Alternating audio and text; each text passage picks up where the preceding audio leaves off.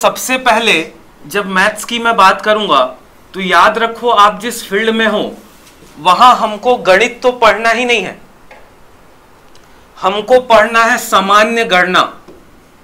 सामान्य गणना तो हमको ये आना चाहिए। समझ में आई बात? और मैथ्स का डर तो दिमाग से उतारी दो, इससे ज्यादा आसान और इससे ज्यादा इजी सब्जेक्ट कोई दूसरा है ही नहीं। कोई दूसरा सब्जेक्ट इससे ज्यादा इजी नहीं है। सबसे ज्यादा इजी सब्जेक्ट, सबसे ज्यादा स्कोरिंग करने वाला सब्जेक्ट, 100 आउट ऑफ 100 आता है। और जीएस जीवन भर पढ़ोगे तो जीएस में 100 आउट ऑफ 100 नहीं ला सकते। ठीक, तो सामान्य गणना पढ़ना है। और जब मैथ्स की बात होती है तो सबसे पहले बात होती है नंबर की, संख्या की। और जो अभी बात बता रहा हूं यहां से प्रश्न भी आते हैं और इनको जानना एज अ ह्यूमन बीइंग भी बहुत जरूरी है आपके लिए। ठीक, तो संख्या को मुख्य रूप से दो भागों में बांट के देखा जा सकता है। एक को बोलते हैं वास्तविक संख्या। क्या बोलते हैं? वास्तविक संख्या, रियल नंबर, रियल नंबर। एक को बोलते हैं काल्पनिक संख्या, काल्पनिक संख्या, इमेजिनरी नंबर।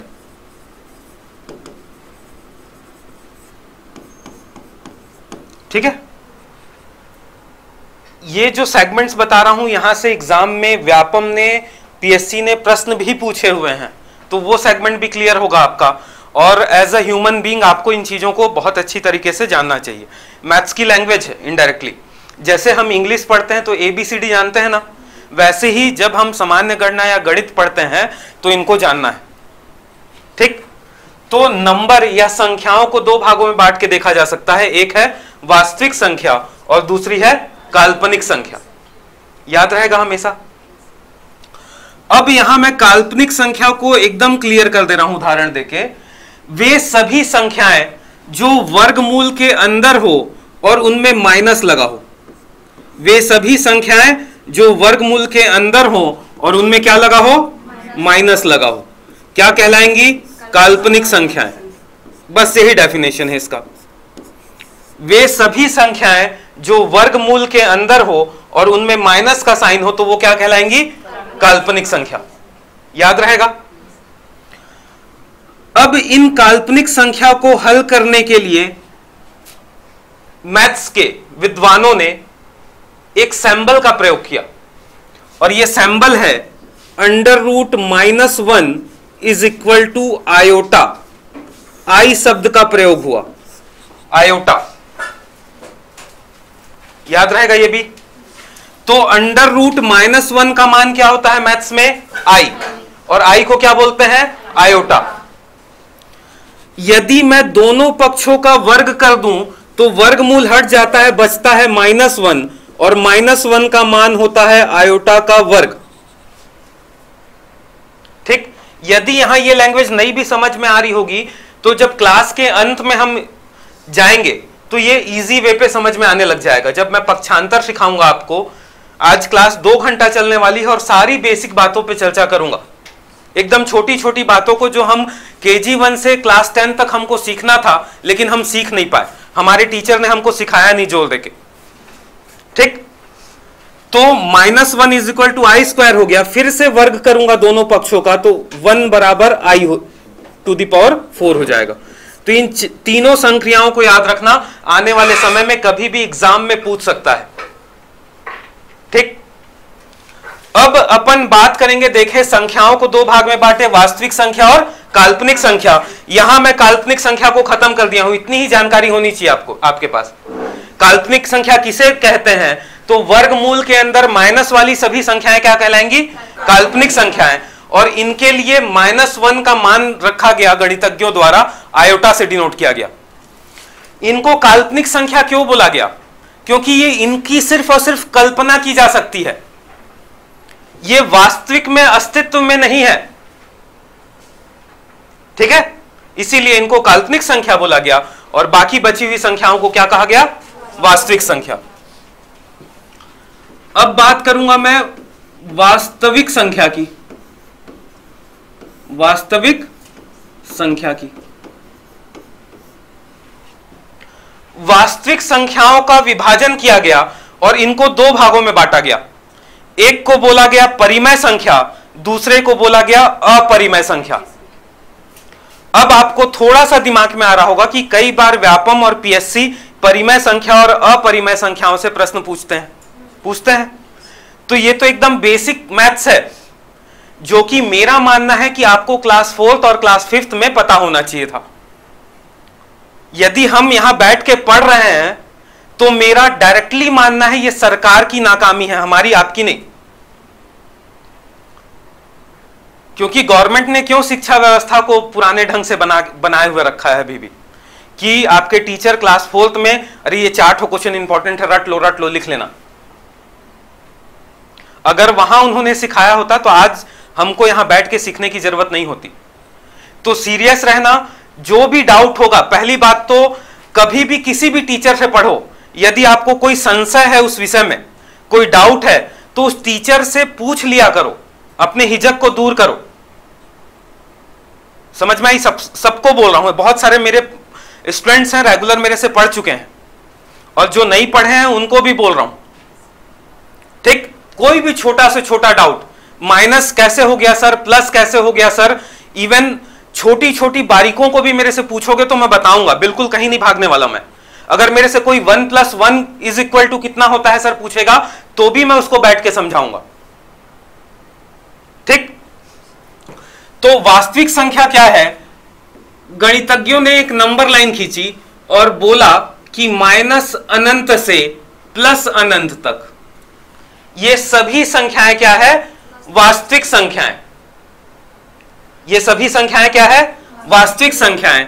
इनके बीच में आता है 0, इधर आता है 1, इधर आता है 2, और ये कहां तक चले जाता है? अनंत तक। इधर आता है -1, इधर आता है -2, और ये कहां तक चले जाता है? -अनंत तक। साथ ही साथ गणितज्ञों ने यह भी बताया कि 0 से 1 तक के बीच में भी अनंत संख्याएं हैं। कितनी संख्याएं हैं? अनंत। 0.1, 0.2 ऐसे करके। यदि मैं इसको बड़ा करूं और इसको बड़ा करके फिर नंबर लाइन में डिनोट करने का प्रयास करूं तो ये हो गया 0 और ये हो गया 1। इसके बीच में आएगा 0.1, 0.2 ऐसे करके कहां तक आएगा? 1 तक जाएगा ये। अब फिर से गणितज्ञों ने बोला इन दोनों के मध्य भी अनंत संख्याएं हैं। तो फिर से नंबर लाइन बना रहा हूं। नंबर लाइन में मैंने एक जगह लिखा 0, एक जगह लिखा 0.1। यहां आएगा 0.01, आएगा कि नहीं? फिर आएगा 0.02 और सो ऑन, 0.09 के बाद 0.1। अब फिर गणितज्ञों ने बोला इनके बीच भी अनंत संख्याएं हैं, और यह सिलसिला अनंत दौर तक चलता गया, और इन सभी संख्याओं को रियल नंबर कहा गया, वास्तविक संख्या। सभी संख्याएं क्या हो गई? वास्तविक संख्याएं हो गई। तो आपको यहां एक ज्ञान और मिल रहा है कि 0 से 0.1 के बीच में, 0 से 0.1 के बीच में भी 0.01, 0.02 ऐसे करके आएगा 0.09 और फिर आएगा 0.10। इसको ऐसा भी लिख सकते हैं, पॉइंट्स के बाद 0 लगाना एकदम कॉमन बात, आप लगा सकते हो अनंत। ठीक, तो ये सारी संख्याओं को क्या कहा गया? वास्तविक संख्याएं। अब इतनी सारी अनंत संख्याएं हैं, इनका भी विभाजन करना जरूरी था, इसीलिए इनको विभाजित किया गया। एक को बोला गया अपरिमेय संख्या, अपरिमेय संख्या, और एक को बोला गया परिमेय संख्या।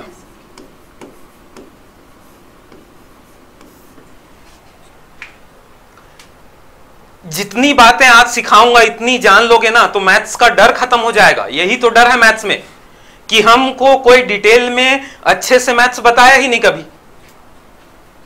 ठीक, तो रीढ़ की हड्डी सीधी करके बैठो, मन में दिमाग में कुछ ख्याल चल रहा होगा तो सबको भूल जाओ। अभी 2 घंटा बस सीखना है, यहां हम और आप एकत्रित इसीलिए हुए हैं कि मैं आपको सिखा सकूं, आप कुछ सीख सको। ठीक है, यही मकसद है, कोई दूसरा मकसद ही नहीं है क्लास का। तो अपरिमेय और परिमेय संख्या की बात करेंगे। मैं एकदम नॉर्मल लैंग्वेज में बोलूंगा। वे सभी, यहां दो भागों में संख्या, इन्हीं संख्याओं को डिस्ट्रीब्यूट करेंगे, उसमें इसमें। तो सबसे पहले यहां याद रखना, वे सभी संख्याएं जो पॉइंट के बाद शुरू होती हैं और रिपीट हुए बगैर अनंत तक जाती है, वो सभी संख्याएं क्या कहलाएंगी? अपरिमेय संख्या। तो 0.2348761 कहां तक जा रहा है? ये अनंत तक, लेकिन पॉइंट के बाद रिपीट नहीं हो रहा। इन संख्याओं को क्या बोला गया? अपरिमेय संख्या। बाकी सभी संख्या परिमेय, बाकी सभी संख्या परिमेय। तो अपरिमेय का डेफिनेशन ही यही है कि यहां पास 1.124678432 ये कहां तक जाएगा? अनंत तक। जब दशमलव के बाद किसी संख्या का विदाउट रिपीटेशन अनंत तक जाना होता है तो उन संख्याओं को क्या कहा गया? अपरिमेय संख्या। बाकी शेष जितनी बची हुई संख्याएं हैं सबको क्या कहा गया? परिमेय। समझ में आ गया? आप नॉर्मल बुक में जो भी डेफिनेशन देखते होगे, रियल डेफिनेशन यही है। वास्तविक रूप से यही समझना है आपको कि दशमलव के बाद संख्याएं अनंत तक जा रही हैं बिना रिपीटेशन, तो वो क्या कहलाएगा? अपरिमेय। अब इसके अंदर उदाहरण देखते हैं जो एग्जाम पॉइंट ऑफ व्यू से इंपॉर्टेंट है। ये जानने के लिए बहुत जरूरी है, नहीं जानोगे तो उदाहरण याद ही नहीं रहेगा लंबे समय तक। इसका पहला उदाहरण है जो एग्जाम में बार बार पूछता है, पाई। पहला उदाहरण क्या है? पाई। पाई का मान आप लोगों को टीचर्स बताए होंगे 22/7 होता है, या बताए होंगे 3.14 होता है। लेकिन आज ही घर जाके गूगल करना पाई का मान, 3.14573267 ऐसे डैश डैश डैश अनंत कर देगा। तो पाई का मान हमेशा कहां तक जाता है? अनंत तक। समझ में आई बात? तो इसीलिए परिमेय संख्या का उदाहरण क्या है? पाई। अपरिमेय संख्या का उदाहरण पहला पाई, जो कि एग्जाम में पूछता है। दूसरा उदाहरण वर्गमूल वाली संख्या जो कि पूर्ण वर्ग ना हो, वर्गमूल 2, वर्गमूल 3, वर्गमूल 5। सभी वर्गमूल वाली संख्याएं जो कि पूर्ण वर्ग ना हो। पूर्ण वर्ग किसको बोलेंगे? एक को, 4 को, 9 को, ये सब क्या है? पूर्ण वर्ग संख्याएं। 2, 3, 5 ये सब क्या है? पूर्ण वर्ग संख्याएं नहीं है। तो एग्जाम में जब भी प्रश्न पूछेगा यहीं से पूछेगा, और यही दो सेगमेंट्स होते हैं जो क्या कहलाते हैं? अपरिमेय संख्या। याद रहेगा? बाकी सभी परिमेय, बाकी सभी परिमेय, बाकी सभी परिमेय संख्या। परिमेय संख्या का उदाहरण दे दूं कुछ। पहला उदाहरण है 22/7। 22/7 क्या है? परिमेय संख्या। दूसरा उदाहरण दे रहा हूं 3.14, क्या है ये? परिमेय संख्या। यहीं से एग्जामिनर प्रश्न उठाता है। याद रखना, पाई अपरिमेय है, लेकिन 22/7 और 3.14 क्या है? परिमेय। मैं नॉर्मल लैंग्वेज में जो समझाया वेरी कर रहा है। अनंत तक जा रहा है तो क्या कहलाएगा? अपरिमेय। बाकी सब परिमेय। याद रखना इस चीज को। तो महत्वपूर्ण उदाहरण है 22/7, 3.14। तीसरा इंपॉर्टेंट उदाहरण है 1.333, कहां तक जाएगा? अनंत तक। देखो कंटिन्यू रिपीट हो रहा है 333। तो इसको लिखते कैसे हैं हम? 1.3 का बार। ये 1.3 का बार क्या कहलाएगा? परिमेय। क्लियर हो गया? अपरिमेय परिमेय। यहां व्यापम ने 4-5 बार प्रश्न पूछा हुआ है, निम्नलिखित में से कौन सी संख्या परिमेय है, निम्नलिखित में से कौन सी संख्या अपरिमेय है। आने वाले समय में भी पूछेगा। बन जाएगा ना, गलत नहीं होगा आज के बाद। आगे बढ़ते हैं। अब आ गया परिमेय संख्या। अब परिमेय संख्या के अंतर्गत भी भयंकर संख्या है, बहुत सारी संख्याएं हैं, तो इसको भी डिस्ट्रीब्यूट करना जरूरी था। इसको बांटा गया दो भागों में। एक को बोला गया गैर पूर्णांक संख्या। क्या बोला गया? एक को गैर पूर्णांक, गैर पूर्णांक। एक को बोला गया पूर्णांक संख्या। क्या बोला गया? पूर्णांक संख्या। परिमेय संख्या को इंग्लिश में रैशनल नंबर बोलते हैं। कौन कौन इंग्लिश मीडियम वाला है? बस एक ही दो समझ पूछ लेना मेरे से इंग्लिश किसी भी वर्ड का ना। मैथ्स में वैसे कोई इंग्लिश हिंदी नहीं होता, मैथ्स खुद में एक लैंग्वेज है। किसकी लैंग्वेज है? भगवान की। हाँ। सबको नहीं पता है, लेकिन कुछ देर बाद बता दूंगा कैसे भगवान की है। ठीक। रैशनल नंबर मतलब परिमेय संख्या, और पूर्णांक को क्या बोलते हैं? इंटीजर। ठीक है। तो परिमेय संख्याओं को दो भागों में बांटा गया, गैर पूर्णांक और पूर्णांक। पूर्णांक के अंदर माइनस अनंत से -1, 0, 1, 2, 3 से लेके अनंत तक की संख्याओं को रखा गया। इन्हीं संख्याओं को पूर्णांक बोला गया। इसमें 0.1 नहीं आता, सिर्फ यही आता है। 0 आएगा, 0 के बाद क्या आएगा? 1, 1 के बाद क्या आएगा? 2, 2 के बाद क्या आएगा? 3। तो इन संख्याओं को क्या बोला गया? पूर्णांक या इंटीजर्स कहा गया। बाकी बची हुई सारी संख्याओं को गैर पूर्णांक, जैसे 0.1, 0.01, 0.0001, ये सारी संख्याएं कहां जाएंगी? गैर पूर्णांक में। मतलब पॉइंट्स वाली जितनी भी संख्याएं हैं सब कहां चली जाएंगी? गैर पूर्णांक में। और यहां पूर्णांक पूर्णांक बच जाएगा। इजी डिस्ट्रीब्यूशन है। क्लियर हो रहा है ना सबको दिमाग में? यदि नहीं भी क्लियर हो रहा होगा तो आज की क्लास को मैं रिकॉर्ड कर रहा हूं और डालूंगा यूट्यूब में। जिसको नहीं समझ में आया या जिसको क्लास में बैठते बैठते किसी और की याद आ गई, वो देख लेना जाके। ठीक। क्योंकि किसी और की याद आएगी फिर समझ में नहीं आएगा, है ना। तो इसके बाद गैर पूर्णांक और पूर्णांक में डिस्ट्रीब्यूशन के तुरंत बाद पूर्णांक को फिर से डिस्ट्रीब्यूट करेंगे। पूर्णांक संख्याओं को दो भागों में बांटा जाएगा। एक को बोला जाएगा ऋणात्मक पूर्णांक। क्या बोला जाएगा? ऋणात्मक पूर्णांक। और एक को बोला जाएगा धनात्मक पूर्णांक। धनात्मक पूर्णांक।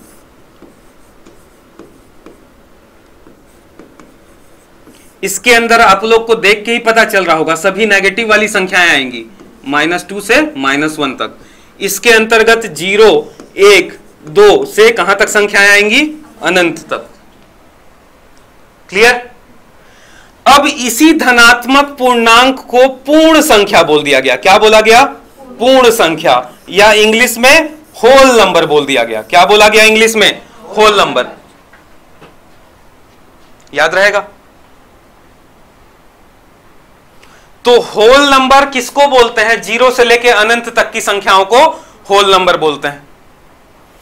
अब धनात्मक पूर्णांक या पूर्ण संख्या को और दो भाग में बांट देंगे। एक को बोलेंगे शून्य संख्या, शून्य, केवल एक में क्या आएगा? शून्य। और एक में आएगा प्राकृतिक संख्या। प्राकृतिक संख्या। प्राकृतिक संख्या को नेचुरल नंबर के नाम से जानते हैं। किस नाम से? नेचुरल नंबर के नाम से। और इस शुरुआत होती है प्राकृतिक संख्या की 1, 2 से, और ये जाता कहां तक है? अनंत तक। शून्य में केवल शून्य होता है। ये संख्याओं का डिस्ट्रीब्यूशन है। जिसको इसकी समझ है ना, वो कई क्वेश्चंस बनते हैं यहां से, बेसिक क्वेश्चन जो एग्जाम में पूछे जाते हैं। ठीक। इसके बाद और भी डिस्ट्रीब्यूशन है, प्राकृतिक संख्याओं का ही डिस्ट्रीब्यूशन है। प्राकृतिक संख्याओं को सम संख्याओं में बांटा गया, प्राकृतिक संख्याओं को विषम संख्याओं में बांटा गया, प्राकृतिक संख्याओं को अभाज्य संख्याओं में बांटा गया, प्राकृतिक संख्याओं को भाज्य संख्या में बांटा गया। यह भी बता रहा हूं, एक एक लाइन में सुनना और हमेशा के लिए याद रखना। ठीक। तो अगले पेज में अपन प्राकृतिक संख्याओं का विभाजन कर रहे हैं। पहले बांटा गया प्राकृतिक संख्याओं को सम संख्या में, और मेरे को यह बताने की जरूरत नहीं है सम संख्या क्या होती है, आप लोगों को पता है 2 4 6 अनंत तक। दूसरा विभाजन हुआ विषम संख्या में, इवन नंबर और ऑड नंबर। ये ऑड नंबर हो जाएगा 1 3 5 7, कहां तक जाएगा, अनंत तक। तीसरा विभाजन देखेंगे हम लोग, बहुत इंपॉर्टेंट है, अभाज्य संख्या। अभाज्य संख्या बोले तो प्राइम नंबर, अभाज्य संख्या मतलब प्राइम नंबर। प्राइम नंबर उन संख्याओं को कहा गया, अभाज्य संख्याएं उन संख्याओं को कहा गया जो केवल स्वयं से और 1 से विभाजित होती हो। 2 3 5 7 11 13 17 19 23 29 और सो ऑन, कहां तक जाएगा, ये भी अनंत तक जाएगा। इसके बाद संख्याओं का विभाजन भाज्य संख्याओं के रूप में भी हुआ। भाज्य संख्या, तो भाज्य संख्या की शुरुआत होती है 4 से। 4 6 8 9 10 12 14 15 सोन, कहां तक जाएगा, अनंत तक। याद रहेगा इतना। एग्जाम में पूछे जाने वाला प्रश्न अच्छे से सुनना, लिख नहीं रहा हूं क्योंकि, और सुन के याद हो गया तो एग्जाम में काम आएगा। सबसे छोटी अभाज्य संख्या, सबसे छोटी अभाज्य संख्या, आंसर क्या होगा, 2। दूसरा प्रश्न एग्जाम में पूछे जाने वाला, सबसे छोटी विषम अभाज्य संख्या, आंसर भी बताते जा रहा हूं।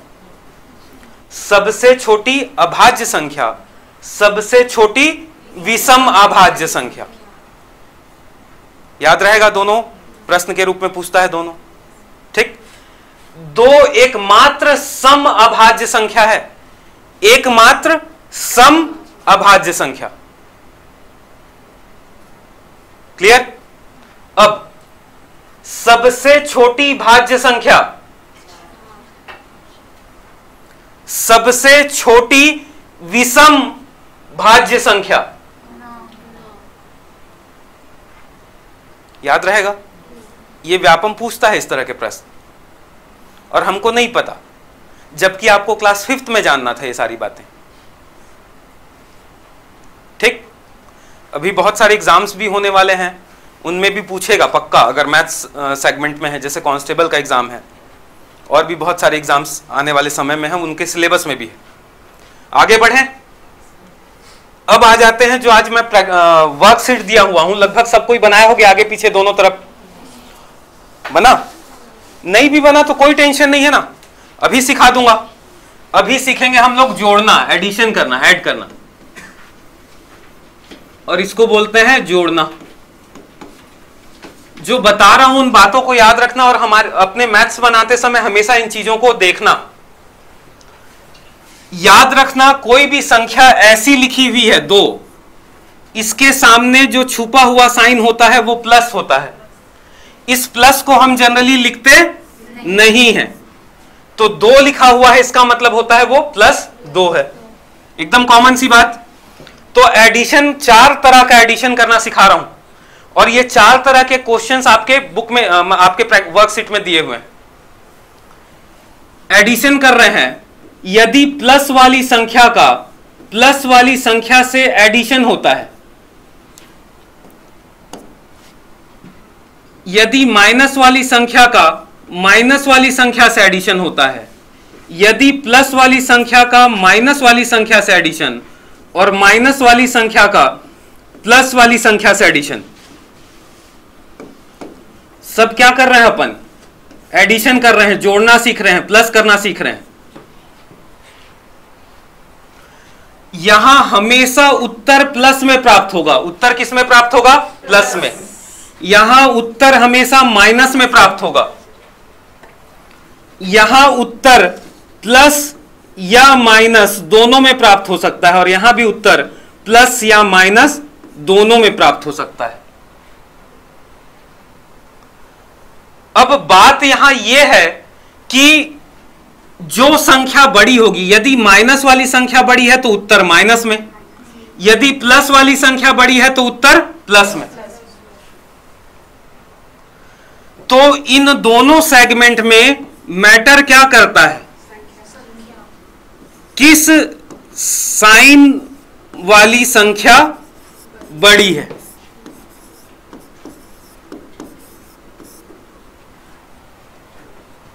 तो जो शुरू के 4 क्वेश्चन होंगे डेफिनेटली बन जाएंगे, ठीक। जिनको पता था बहुत अच्छी बात है, जिनको नहीं पता था जान लो, जान गए। अब आपके ही वर्कशीट में, जो मैंने क्लास में वर्कशीट दी हुई है, इसमें 4 क्वेश्चन है।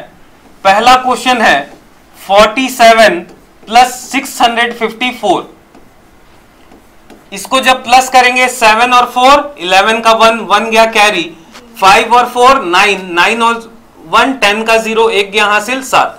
आया है 701 सबका? Yes sir. सेकेंड वाला प्रश्न है -96 प्लस का साइन दिया हुआ है और बोल रहा है -27। मैंने बता दिया यहां उत्तर किस में आएगा, माइनस में, दोनों माइनस है, तो माइनस का साइन तो पहले लगाओ। माइनस का साइन लगाने के बाद याद रखना संख्याएं प्लस होंगी। संख्या क्या होगी? प्लस होगी। संख्या प्लस होगी, दोनों को जोड़ो और लिख दो, यह आ जाएगा 123। तो सेकेंड वाले क्वेश्चन का उत्तर क्या हो जाएगा, -123। थर्ड वाला प्रश्न है 54 का योग करना है -84 से। अब मैं यहां बताया क्या लिखा, साइन वाली जो बड़ी होगी उसी का साइन यूज होगा। यहां बड़ी संख्या क्या है, 84। 84 बड़ा है और उसके आगे कौन सा साइन लगा हुआ है, माइनस का, तो यहां क्या यूज होगा, माइनस। अब इन दोनों संख्या का अंतर लिखेंगे, अंतर। तो 4 में 4 गया 0, 8 में 5 गया 3, तो तीसरा का उत्तर